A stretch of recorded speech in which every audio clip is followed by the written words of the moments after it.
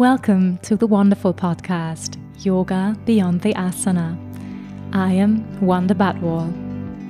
Together, we explore the fascinating world of yoga, spirituality, and personal development. We hear and we learn how we can integrate more love, balance, and fulfillment into our daily lives. Thank you for being here.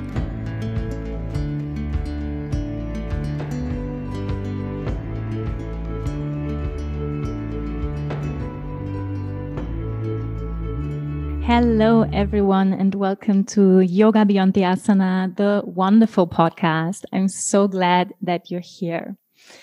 As you notice, I'm speaking English, and it has been a while that we have had an English-speaking guest on the show, and it feels really refreshing, actually, to be back to English. And I'm super happy and excited for today's guest. It's my dear and beloved friend, Jessica Multini. I give you a little bit of a background story of Jessica and me and how we met, so you have a little vivid idea. So Jessica and me, we met 5-6 years ago back in Bali, where we both used to live. And we shared many beautiful experiences together, hard times, challenging times, crying together over heartbreaks, chanting mantra together, dancing, celebrating, having lots of coffee, reading tarot cards together, and we sat with a guru in India. So we share a lot of experiences and memories, and I'm so glad we're still friends until today. Jessica is back in Brazil now. India was also the place where Jessica discovered her purpose, what we call in yoga Dharma.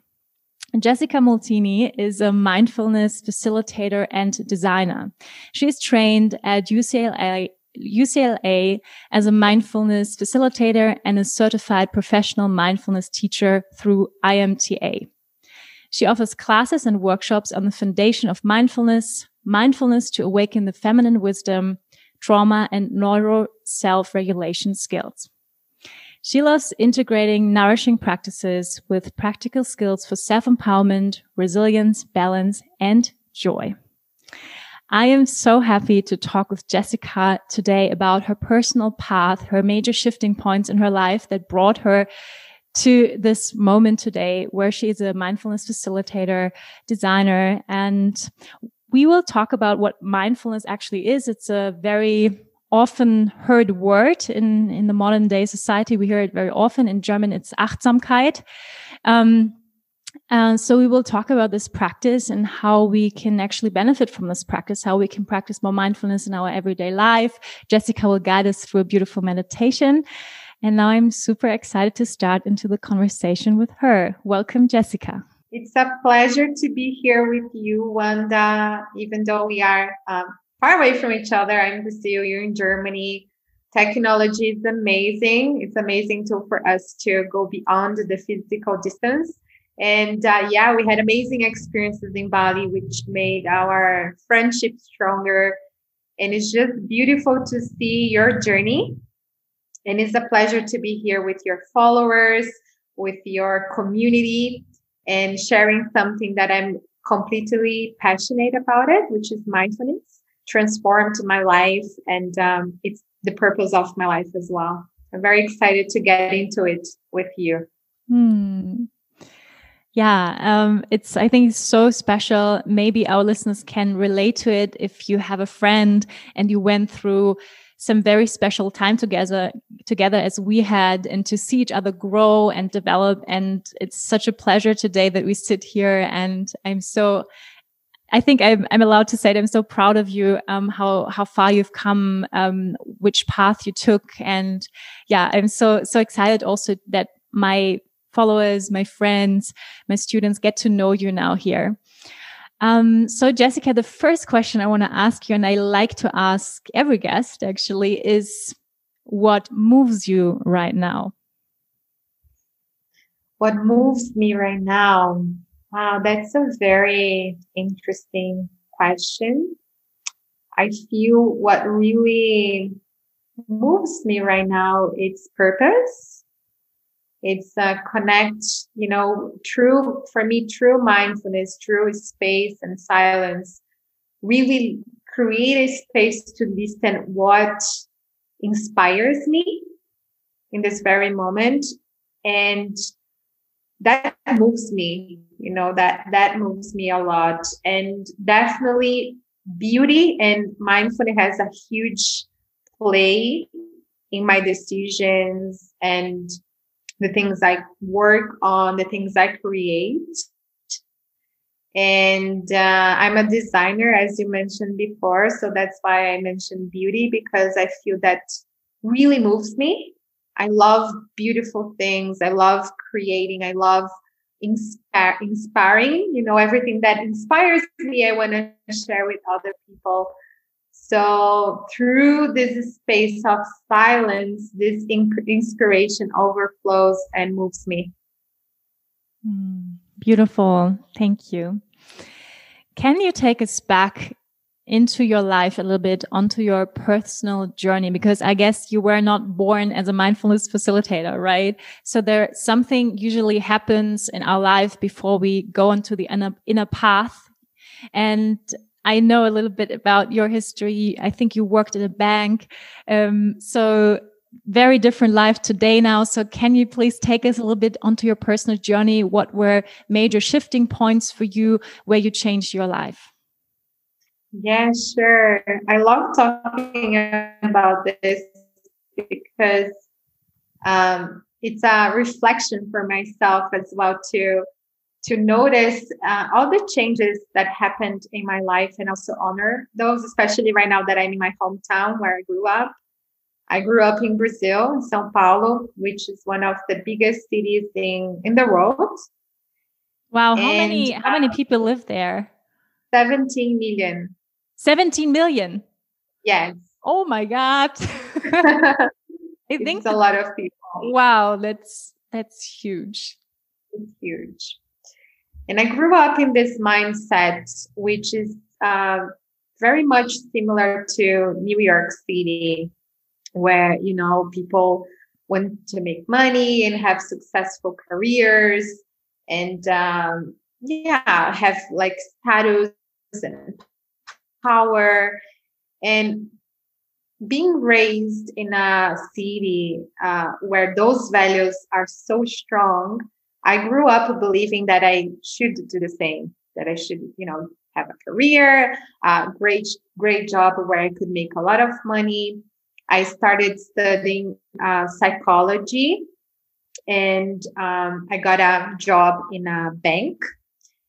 And my life was going really great. I was making great money. I was studying psychology. I had a relationship with a guy that I was passionate about it. I had friends. I have a lot of financial security as well. But I was feeling so empty. I was feeling so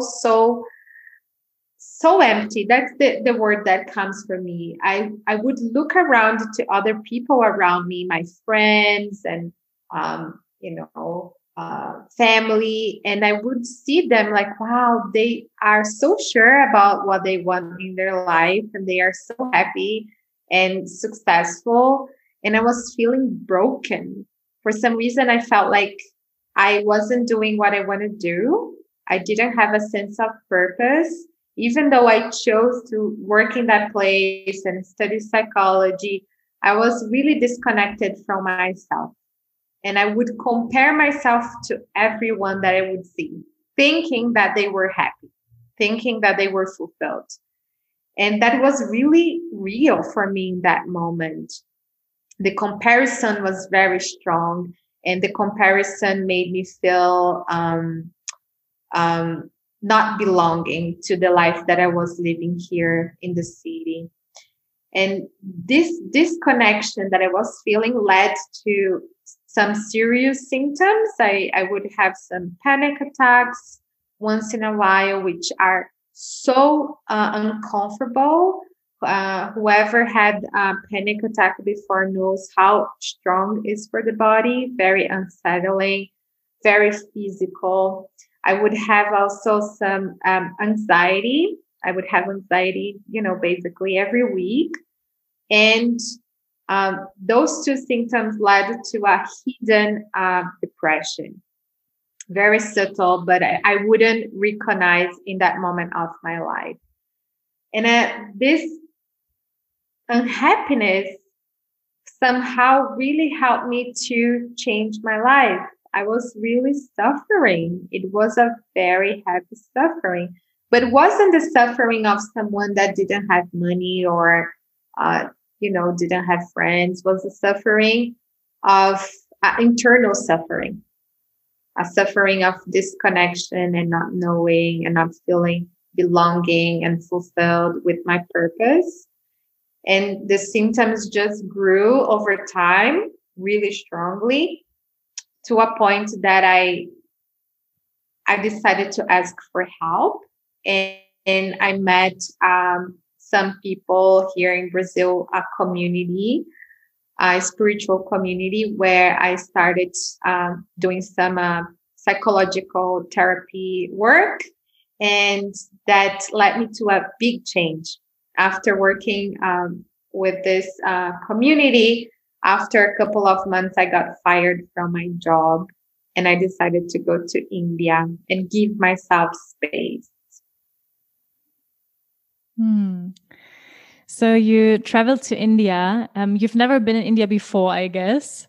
Did you go by yourself? Tell us a little bit about your time there and what happened then. What did you discover in giving yourself space? Because I think what you just described is actually a story that many people feel. And I myself, in parts had the very same or very similar story like you, actually suffering in the soul, on the soul level, from not doing what you're actually here to do.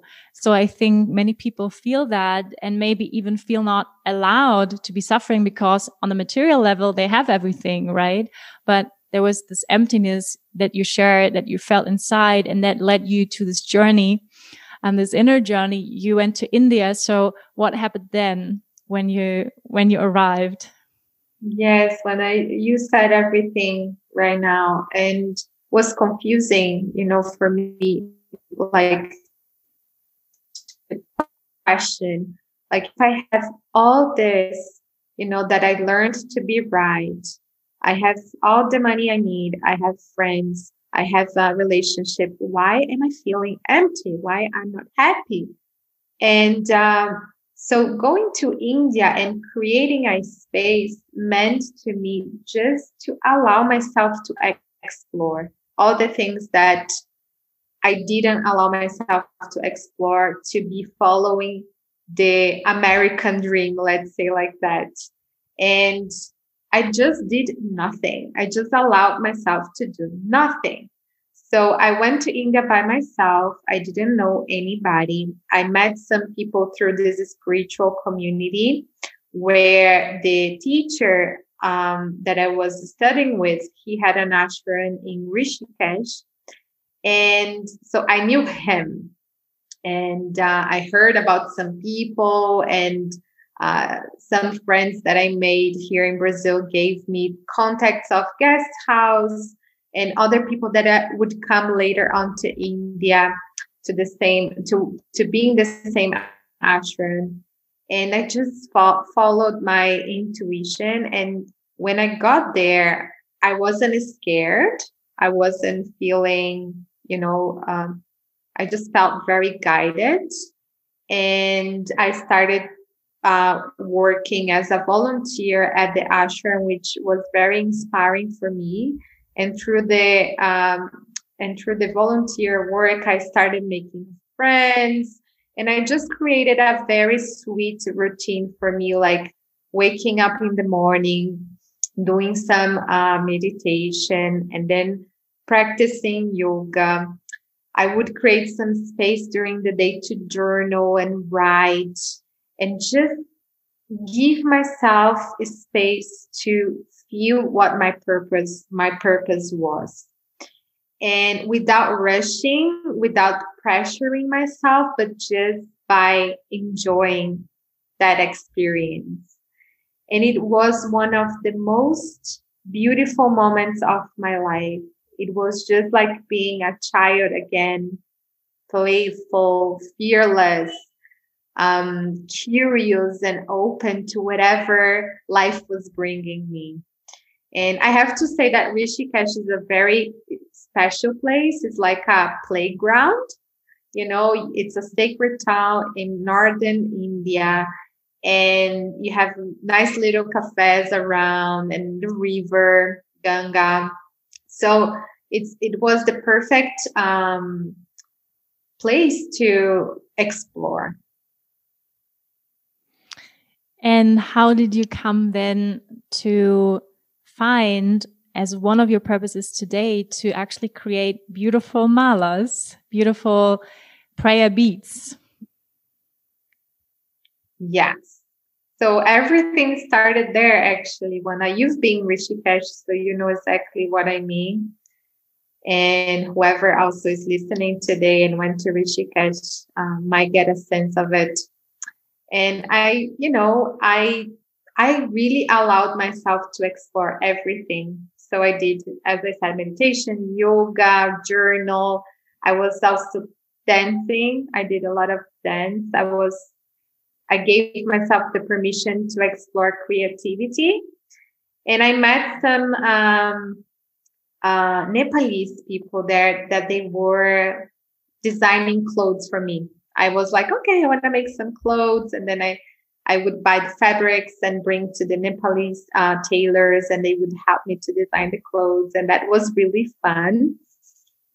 And I started seeing mala beads around, and I fell in love with this necklace. I was like, wow, I want to buy all of them. And I started like collecting some of my favorite mala beads. And in the ashram, by coincidence, I started volunteer at the shop selling books and mala beads. And when I saw people buying the mala beads, I was like, you know what? I could make something nicer. Mm-hmm. I just felt like, I can make something very beautiful for our generation that has beauty and design involved in a spiritual object that support us in our meditation practice. So I was combining something that really was helping me that moment to understand who I am, to understand my essence, which is meditation, together with an object that supports us in our practice, which is the mala beads.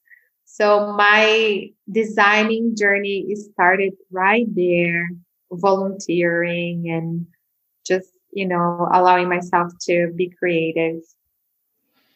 Yeah, and I think you do a wonderful job. I honestly have to say I've seen so many malas around the world, if it's in India or in Bali, there are and everyone who has been there knows there's tons of jewelry, tons of stuff, but also a lot of, fake stuff, fake stones. And so I think your malas are especially beautiful. We are also wearing them right now.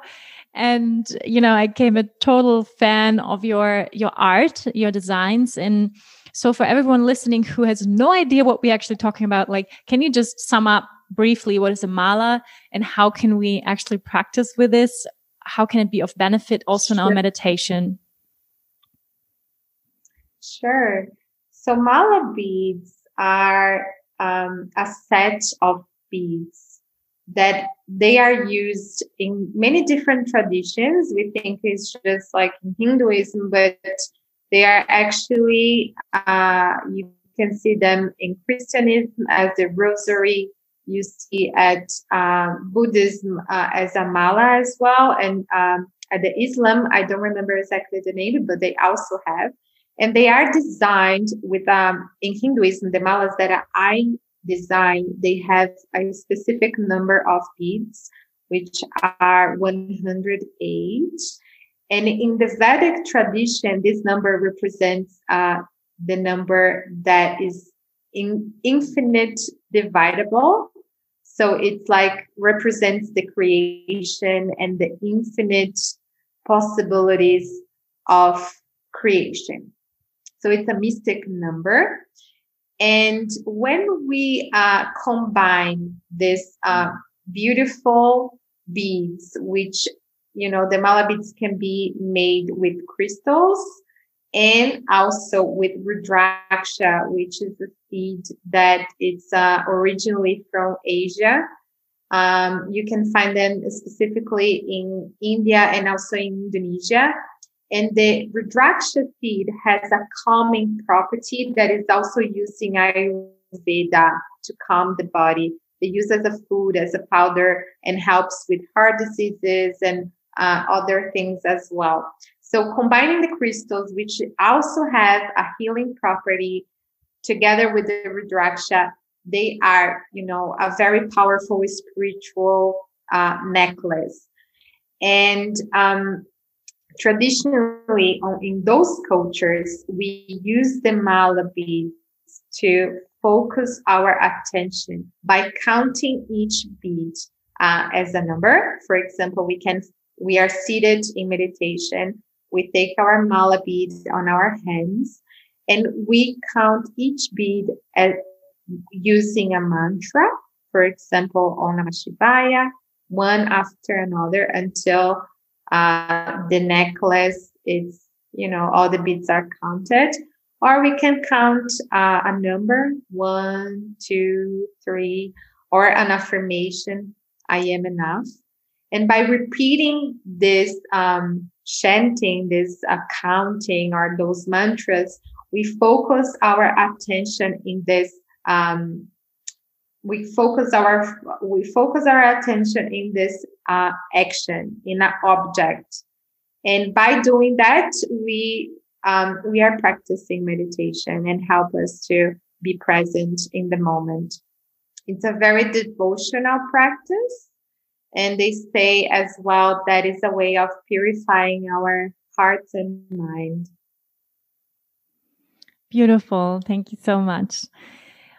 So now, can you tell us, I guess, or I assume that just working with the mala, practicing meditation, either with a mantra, with an affirmation, with a breath, is already itself a kind of mindfulness practice. So, or how did you then find the way from meditating with the mala, starting to produce malas in Bali? So maybe you can take us with you how this led into something else. Yeah, it was interesting, Wanda, because as I was exploring my own practice, I started to feel very curious and passionate about the Asian lifestyle.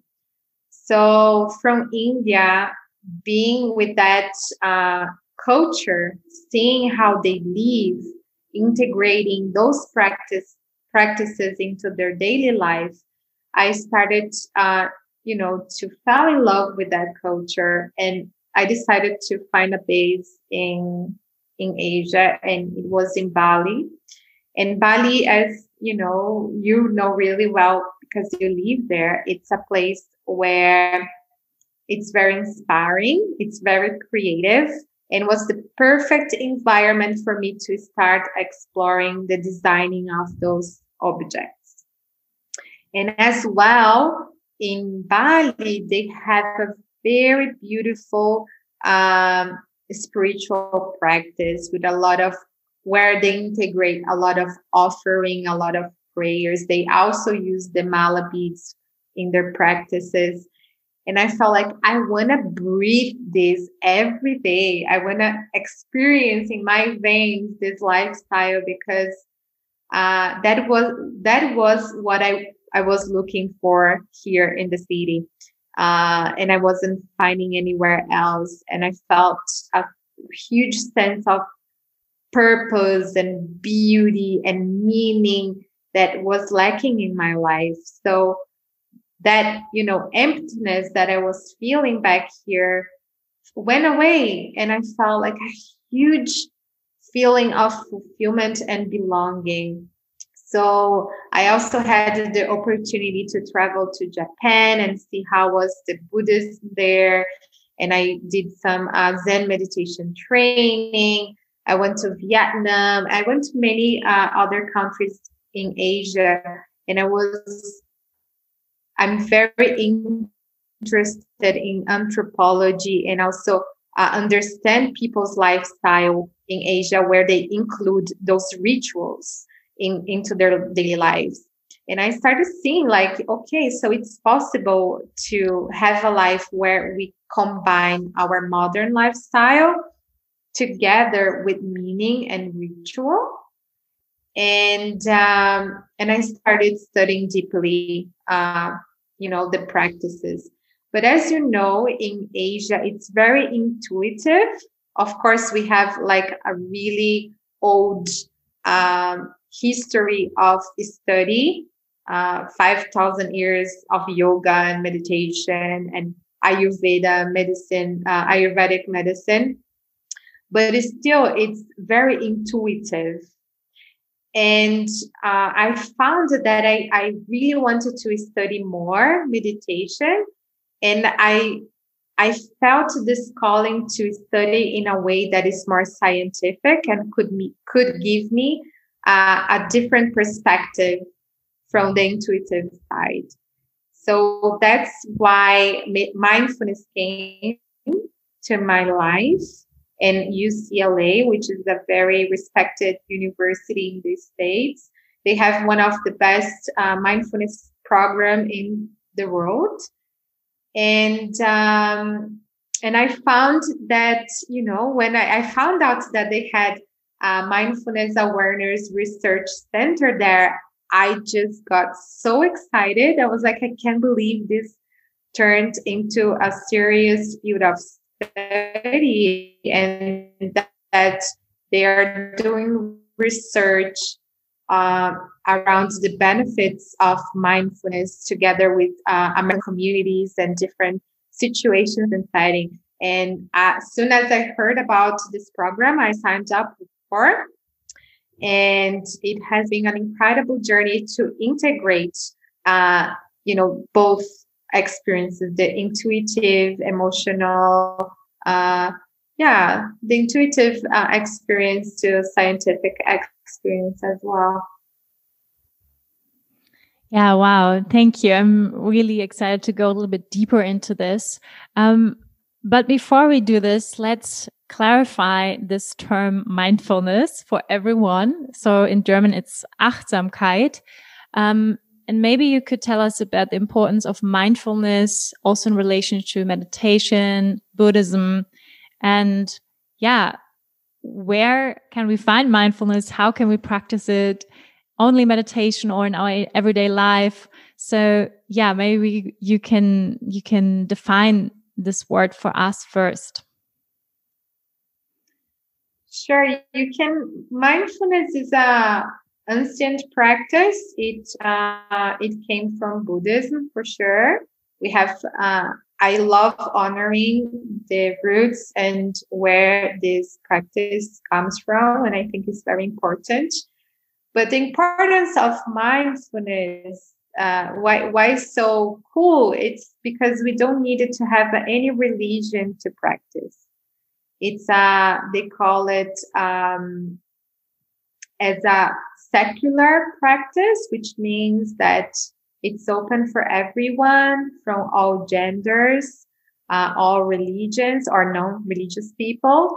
And it's a contemplative practice that we can find in many, many cultures and tribes as well, not only in religious practices, but the contemplative practices, they were practices that indigenous people also used to have.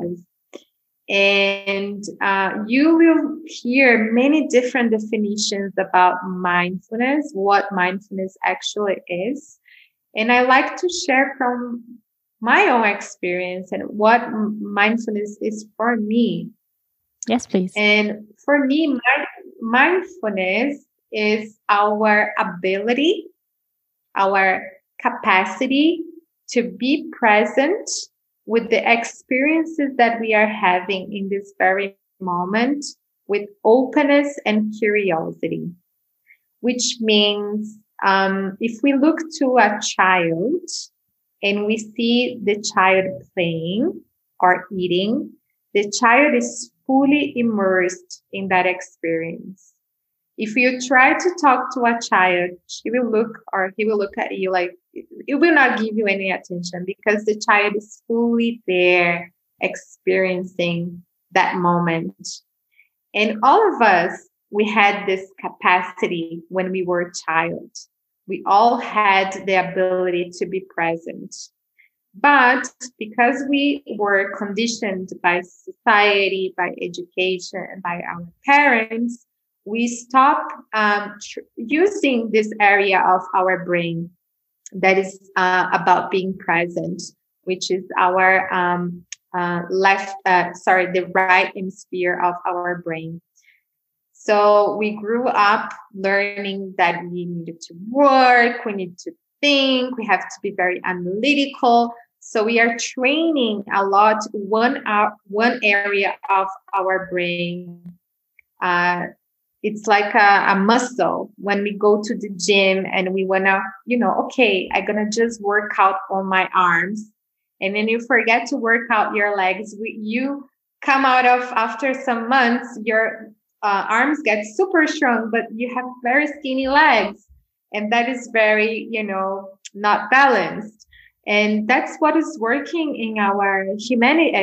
It's what is happening in humanity right now. We are making one side of our brain very, very strong, which is about survival. Imagine that we've been going through this evolutionary process for many, many years, coming from the animals. And we developed a very good skill in surviving, in protecting ourselves, in thinking. Everything we do, all the worries we have, if we look deeply, comes from survival need. But it's not serving our humanity anymore, because if we look around, it's creating a lot of separation, a lot of suffering internally. It's not sustainable. We are going against our nature. We are, passing across ourselves and feeling this huge sense of connection and suffering. So mindfulness is the training of our brain to get skilled in this other hemisphere, which is related to being. So that's what mindfulness is for me. It's a practice that allows ourselves to be present with our experiences, and we are integrating one hemisphere to another, so we can actually be integrated human beings. So what you're saying is we can actually practice mindfulness in every moment, right? Yes. Yeah, that's so beautiful. And it's what I love about this practice is that it's something that is a practice that can happen every moment. We don't need to step onto a yoga mat or sit in silence, but actually we can practice it now, right? How present we are listening to this podcast, or are we doing 100 other things on the side, or how present are we here together, listening to each other, talking to each other.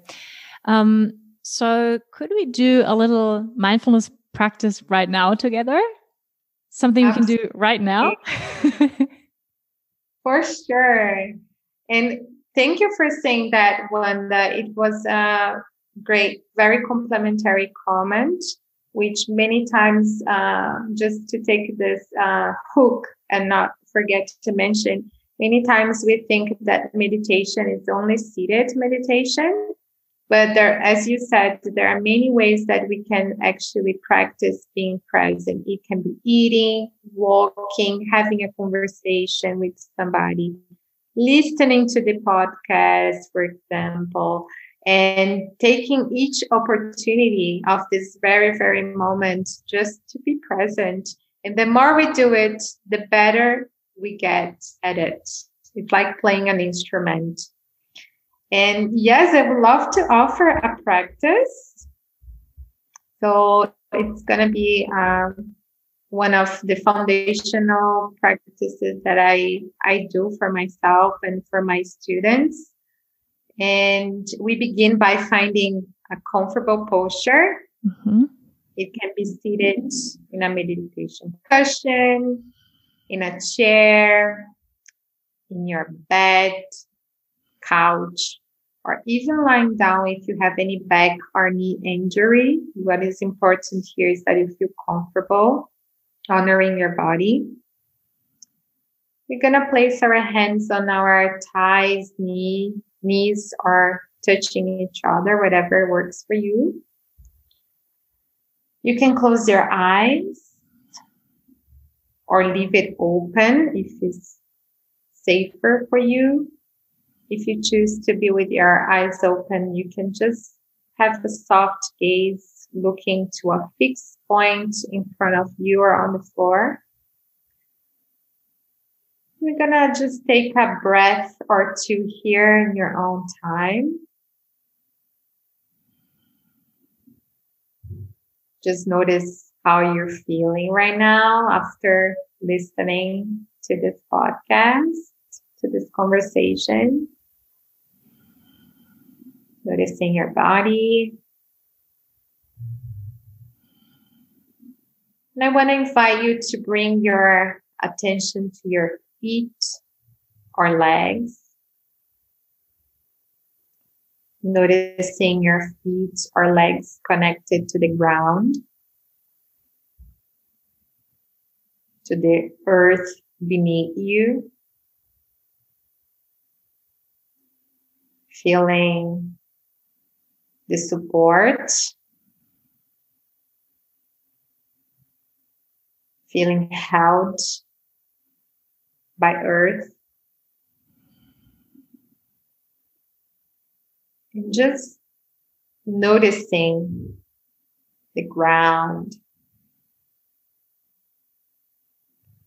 If there is any texture of your legs or feet in touch with the ground, any temperature. And we just create a space here to notice. We don't need to create any story, but we just allow ourselves to be present.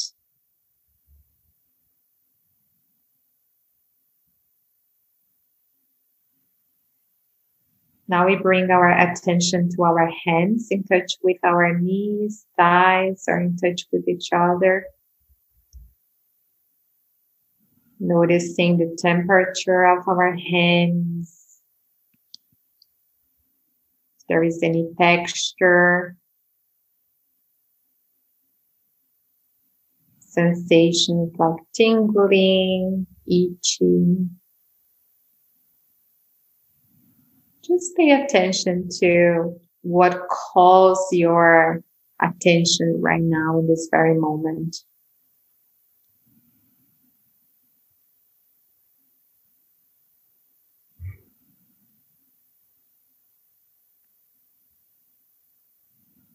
Now I want to invite you to focus your attention on your breath. In mindfulness, the breath is our anchor that helps us to focus our attention. And we just see how our body breathes. Maybe your body breathes by noticing the rising and falling of your chest or abdomen. Or maybe it's the temperature of the air entering your nostrils or mouth. The air entering your lungs cool and leaving your lungs warm.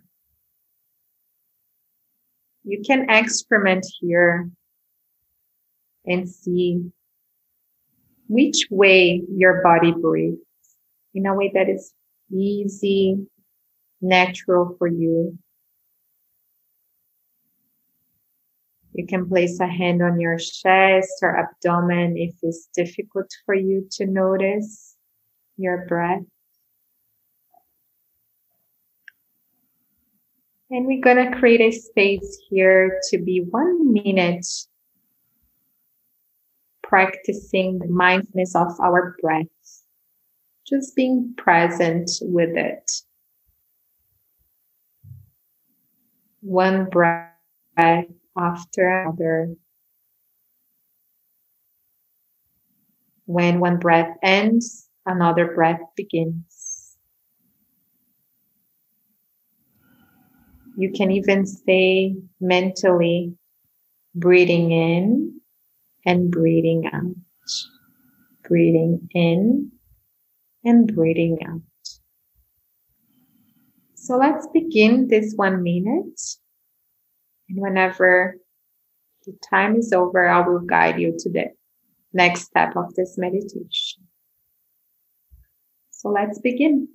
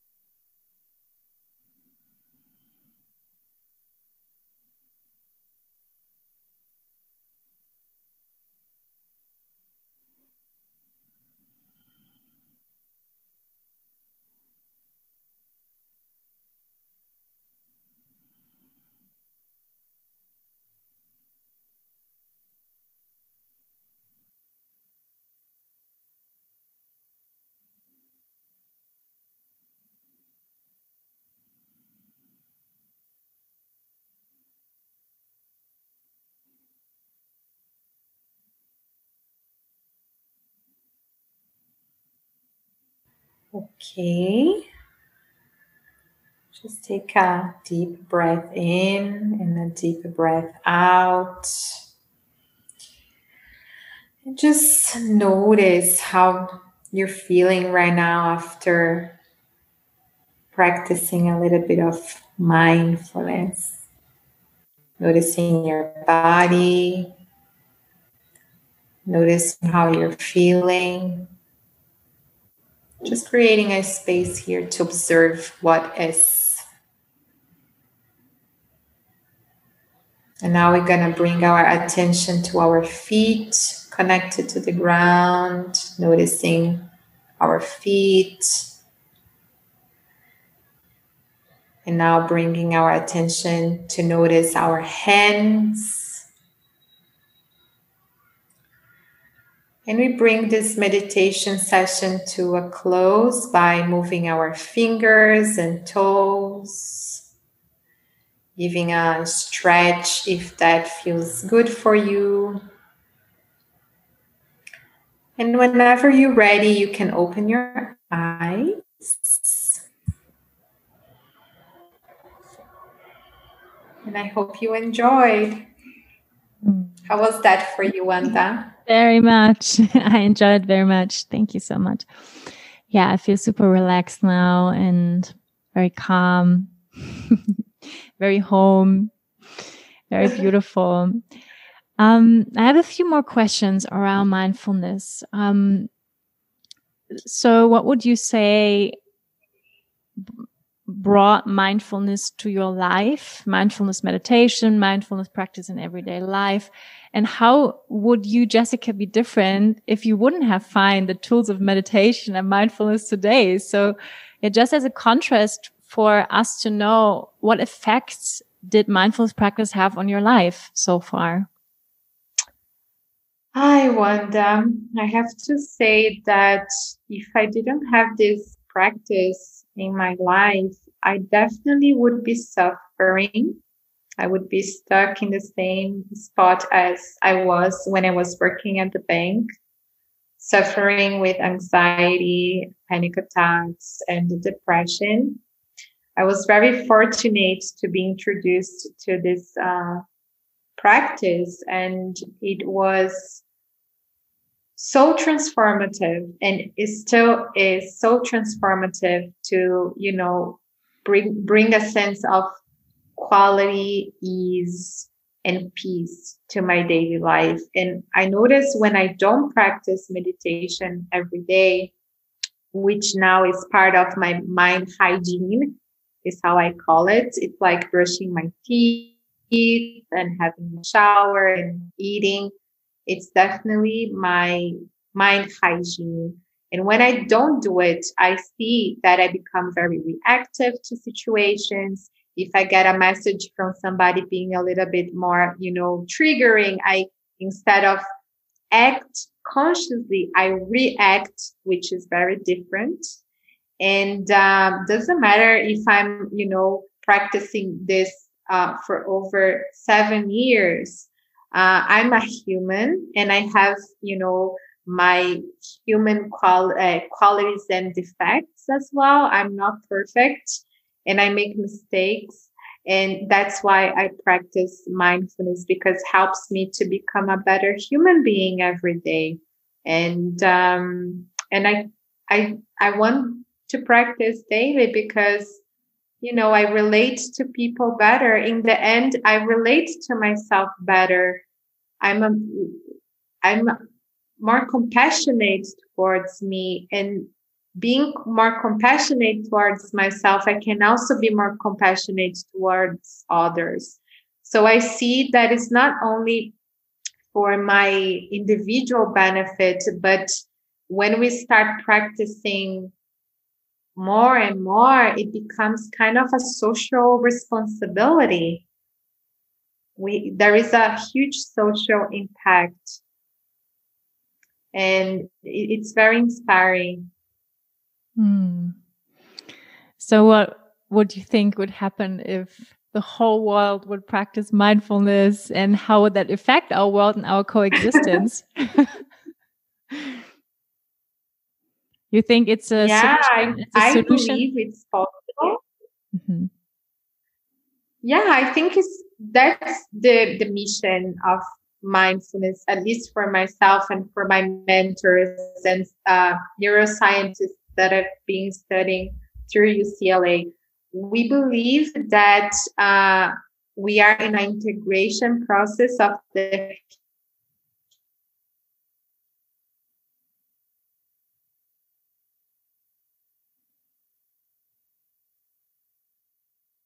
pretty much focused on the I. Can you say the last sentence again? Because sorry. Can you say the last sentence again? Because I think the connection was not stable. Sure. Sorry about that. So you said you believed, or you believe in. Yeah, I believe it's possible, and it's what we've been studying at UCLA together with my mentors and neuroscientists. The Diana Winston, the founder of Mark, and also Dan Siegel, the neuroscientist that also is part of Mark. And we believe we are in an integration process of our human brain, which, as I mentioned before, we developed our one side of our brain, which is very much connected to the I, my needs, what I want. And when we start practicing mindfulness, it's not so much I, but there is a we there. So we are moving with mindfulness. I believe we are integrating the me, we. It's not just about us, but it's about community. And when we start creating awareness about ourselves and have more compassion and kindness towards ourselves, we can definitely extend that to our others.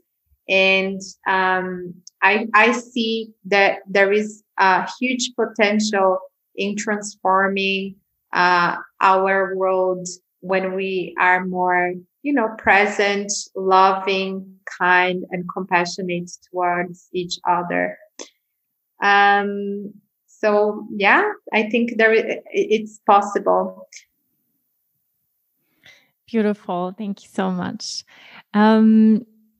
Yeah, much research, as you also mentioned, has recently been carried out into mindfulness in neuroscience. For example, what are scientific findings related to mindfulness and how they can help our modern day diseases, how it can help all the challenges we face, and like anxiety, depression, ADHD,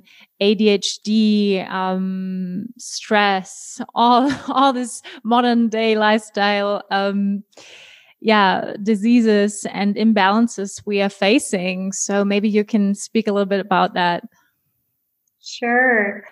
I'm very curious about the benefits of the practice. And I just want to, be very transparent. I'm not a scientist, so I cannot talk really, really properly about it. But I love reading the studies. I do it often, and it's fascinating, and has been proven by UCLA, Brown University, and a lot of other universities, especially in UK and States, that mindfulness meditation is very beneficial to reduce anxiety, depression, insomnia, stress, because we are doing a brain training, focusing our attention in a present moment experience, which can be focusing our attention on the breath or on the sounds or in our physical sensations. We are making one area of our brain, which is when we are thinking about, worry or planning or working, we activate a lot of one area of our brain. So this area of our brain gets really fired up. And when that gets really fired up, our body releases, by stress and survival instincts, releases a lot of hormones that are toxins for our bloodstream. So when we release a toxin, which is called cortisol, the level of stress, but as well of inflammation of our body gets really high. So when we practice mindfulness meditation, we are focusing our attention in a present moment experience. So we're going to activate another area of our brain. And this area that was activated by worry, by stress, it starts to lessen. And by lessen this activation, because we are doing something else, we stop releasing cortisol. We stop releasing the hormones that are toxic for our blood. And we increase the release of other hormones that are actually good for us. Endorphin, serotonin. So we improve our immunity by practicing mindfulness, which is really amazing. There is a lot of research showing that a lot of diseases recovery it speeds up when people include mindfulness meditation into the treatment by, many months of healing process that gets speeded up. And it's basically deactivating the activation of some neurons that are connected to worry thinking, and activating other ones that are actually beneficial for us. So we are just shifting our perspective. Instead of focusing on worry, we are focusing on being present. And that is really a huge shift for our mental health and also for our physical health. And I feel, especially now that we are going through a health global crisis with COVID,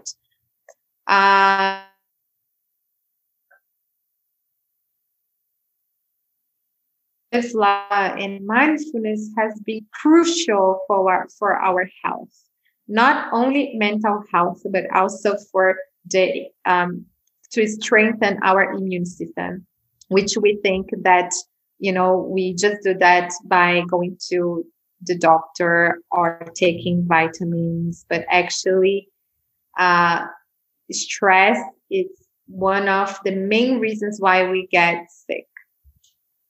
Right.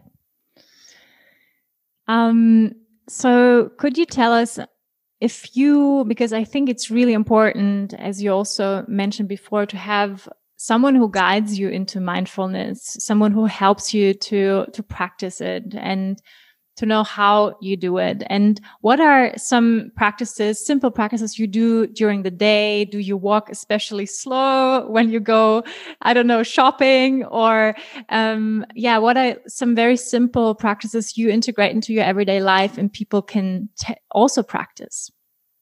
Sure. There is a book that I highly recommend.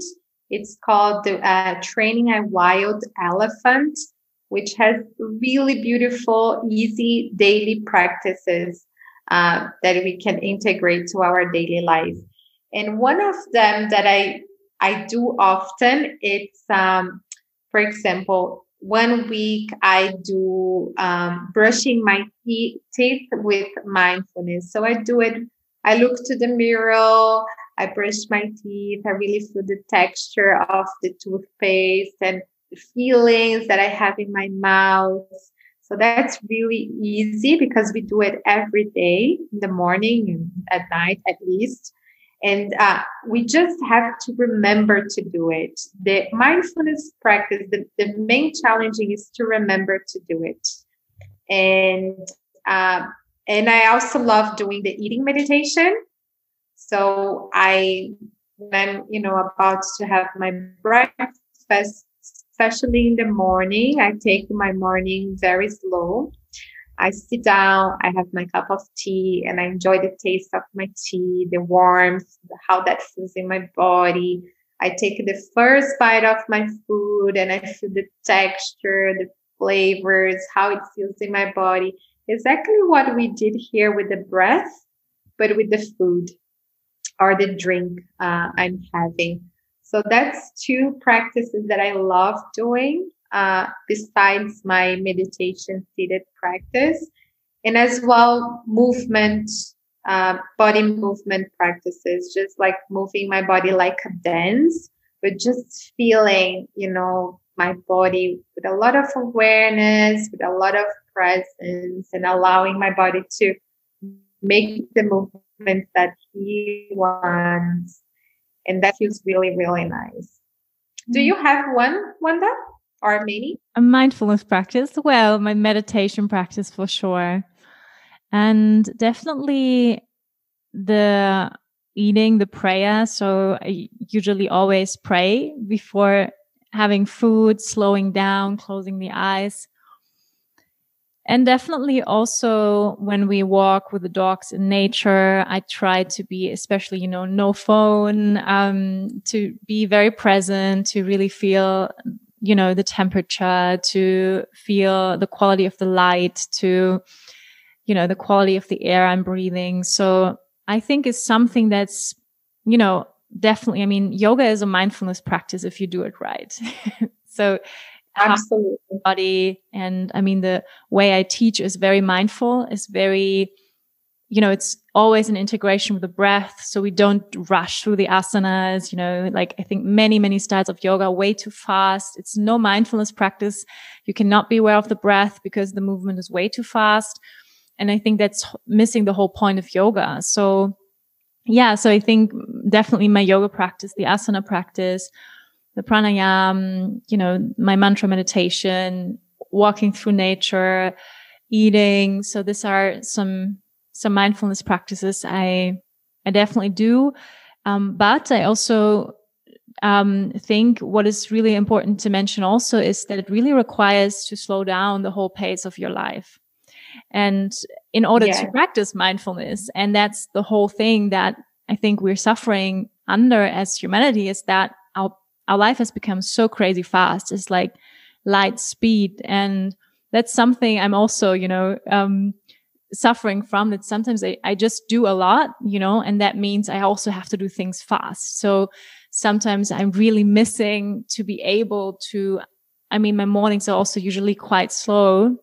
That's the advantage of being self-employed or an entrepreneur, to, have your own timings, but still I have some deadlines and, I have to get things done in a certain amount of time. And that sometimes I wish I would have a little bit more spaciousness between the things, in order to be even more mindful. Yeah. Thank you for sharing that, because, even though I'm a mindfulness facilitator, I work and I'm an entrepreneur as well, with my brand, with Meso, and with my teaching. And that happens as well with me, where, I get overwhelmed with a lot of work. And that's why we practice. That's why we practice yoga. That's why we practice mindfulness, because we are humans and we all go through challenges and we are not perfect. And we are, lucky that we found this knowledge, that we found those tools that can support us to live with more grace in the middle of so much information and so much work in a time that has been incredibly challenging. And and have a regular practice. Actually, it's support us to go through the challenges of life, to go through the real life. And yes. And I think to have a regular practice, to learn the foundations, and to have a way that we can actually commit. I think in the very beginning, it's really important to have a teacher that can support you, inspire you, and you can actually commit to have a regular practice. And then from there, once you commit, you can continue practicing with the teacher or by yourself, whatever is the calling. Yeah. And also something I think what I wanted to mention is that, because sometimes I think mindfulness, we think about, being aware of the breath or scanning our body, but mindfulness is also how we talk to each other, right now. And that's when you just asked me, I was just reflecting. I was like, wow, that's actually something I think I practice a lot of mindfulness in, is how and what I say. Not all the time, but I really try to be very mindful with my words. Also, very mindful communication with my partner. That's something that's really important for me. And that mindfulness actually has so many aspects in our lives, right? And how we observe our thoughts, how mindful we are, what you said before, how we react, if we react or if we act out of a conscious decision. And that's something I really love about mindfulness, that it's something that can be really practiced in every aspect of our lives. Yeah, absolutely, Wanda. And there are many, the more people get familiar with the basics of mindfulness, you're gonna start to notice that there is relational mindfulness, which is what you just said. It's about being present in our relationships with each other. There is the mindful parenting that is for parents, which is beautiful. It's bringing mindfulness to, how we raise our child, and in collaboration with our partner, with the co-creator. Sounds amazing. Do you have also a book recommendation there? I think many are curious. I don't have it right now out of my head, but I know Thich Nhat Hanh, he has retreats for parents in his retreat center, which is Plum Village. But I definitely can look around and share some resources with you later on, and you can provide to your followers. Yeah, that's super sweet. Thanks. We have mindfulness in corporations, which is really amazing, bringing mindfulness to the corporate setting, the way how we relate to our coworkers. We have mindful eating for people that have food disorders. So there is a lot of mindfulness that can be explored. One that I love working with, it's mindfulness for self-empowerment and mindfulness for the feminine wisdom. And that's the two that I've been dedicating my time since last year, and has been really beautiful. I'm so curious to learn more. And my dear friends out there, now it comes our announcement. So yeah, you were speaking about mindfulness, meditation for self-empowerment. And that's actually the title of your workshop, of your upcoming workshop. So I'm super excited. Jessica will lead a workshop, a mindfulness meditation workshop over 2 days. In total, it's 4 hours. At Rose of Fire at our online studio on the 20th and 21st of February, right? Can you tell us a little bit about what's going to happen in this workshop? For who is the workshop? What they're going to learn? Yeah, I'm so excited, Wanda, about this workshop because I'm your fan. I'm super proud of you for everything that you created. In the pandemic, you just launched an online studio, and this is amazing. I'm super inspired by you. And for me, mindfulness really empowered me to be myself and really honor all parts of myself, the good parts, the bad parts, and just embrace whatever is rising up in this very moment. It can be beauty, it can be challenge, it can be my humanness as well, but the good parts of Jessica as well. And what I want to share in this workshop is tools to empower people to create their own practice. Somehow we think that mindfulness and meditation, it's a recipe that we have to follow, like, follow a guided meditation, which can be very beneficial as well, especially in the beginning. But what I want to do is empower people to find the best way for them to practice. It's going to be very individual, and we're going to create space to listen to ourselves first and see what do we need right now to practice in a way that is comfortable, that is honoring, that is respectful with myself. And from there, create a space where we can actually honor and on it as well who we are and empower ourselves to be who we are. So that's the purpose of this workshop.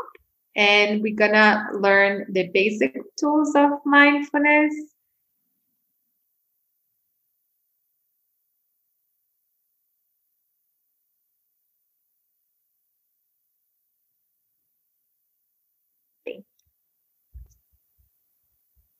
Hello again. I think you were just gone for a second. Hello. Did you hear the end? Say the last sentence again. Better. Yeah, and I said, we're gonna learn the foundations of mindfulness, and from there we're gonna explore how we can empower ourselves through mindfulness. Yeah, it sounds amazing. I really definitely gonna take part in the workshop. I'm really excited. Yay. And yeah, the workshop. So for everyone listening, the workshop will be 4 hours in total. It will be 2 hours on the 20th. It's a Saturday, and on the 21st, it's a Sunday. So everyone can take part.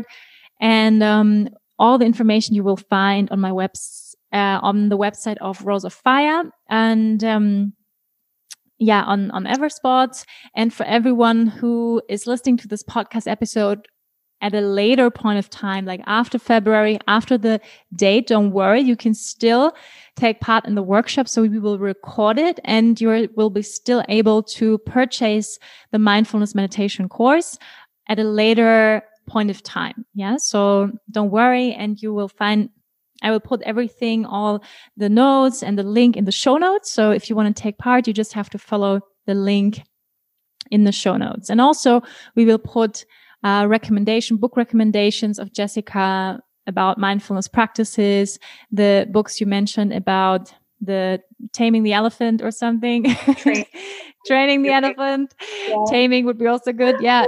Into the show notes. And yeah, I'm really excited about the workshop. And Jessica's also something I want to say on this point in time. I'm really, really excited because Jessica and me, we also have another collaboration coming up where we will have a mala collection together, right? I'm so excited about this, Wanda. It's coming up so beautiful, and I can't wait to share with you and all your followers and students. You're gonna be able to practice meditation using mala beads and Right. designed by us together in collaboration. Yeah. And the beautiful thing is that we bless the malas in a beautiful ceremony in Bali. So comes with this a very special protection intention from the priest there. So it's a special one. Yeah, it's very special. And so, as you just mentioned, all the malas will be imported from Bali. So it's also something, and I'm actually very touched by this and announcing it right now. Because it's something that we create together and actually a dream coming true. I really remember me sitting in a cafe with you and I said, one day we're going to do something together, maybe a mala collection, something together. I would love that. And, you know, some things take time, but I'm pretty sure I put the seed into the soil back then. And I'm so excited. You know, it's now flourishing, and you know, our second home, Bali, you know, where everything started, our friendship started, our connection started. And now we create the malas in Bali, and we will sell them through the online shop, the Rose of Fire online shop. I'm really, really excited. They will be out, I think, in summer 2021. Around summertime, they will be available, and they will actually come out with my new book. So they are actually related to the book. I haven't said yet what the book is about, so I'm not going to say what the mala collection will be about, but what I can say is surprise. It's a big surprise, but what I can say is they will be super beautiful and very, very helpful for your meditation, for your mindfulness practice, and just also as a beautiful tool.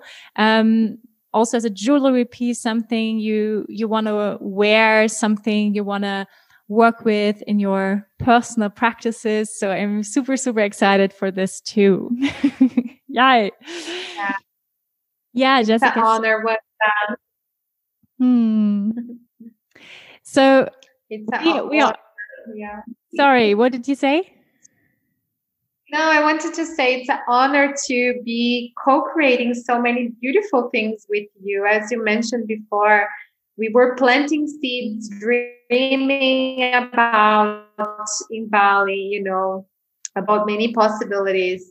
And now we are here, you know, at this point of our lives where we grew, learned, studied, and it feels just like it's the perfect timing for us to co-create that. So thank you so much for the beauty and for the opportunity.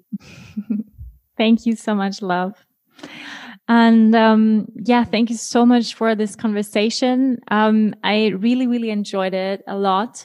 And I have one final last question to sum it all up. So if you could give a speech in front of humanity and you would tell some things you would like to tell, like something you've learned and you want humanity to know, or something you want people to know that you think is really important, or a practice you think people really should do.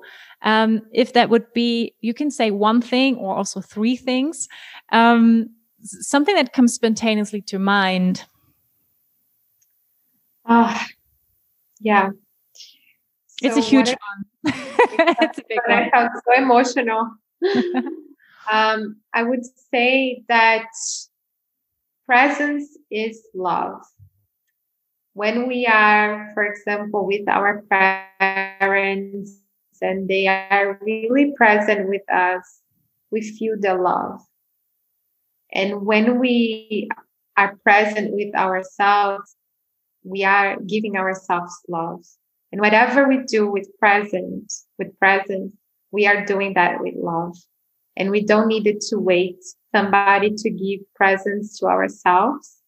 We don't need it to ask for permission. We just needed to remember to do something that is already inside of us. All of us. We all born with the ability to be present.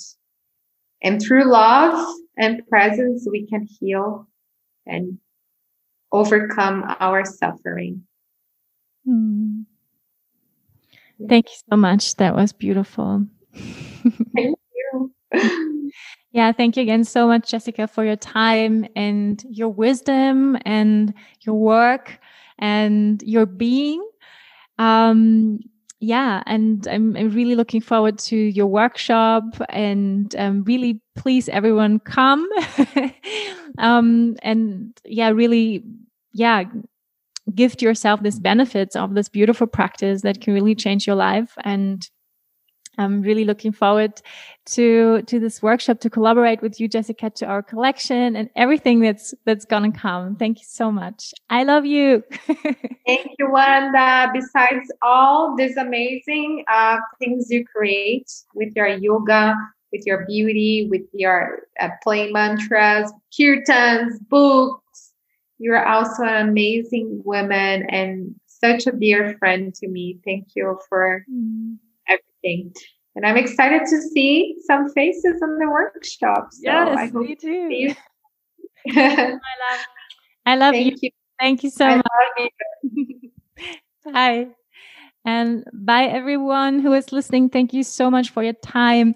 It was a little bit of a longer episode today, but I really hope you enjoy it. You took a lot of inspiration from this, and I would love to hear you, see you somewhere around, maybe on the workshop or maybe next week on the next episode. And please, if you love this episode, share it with your friends.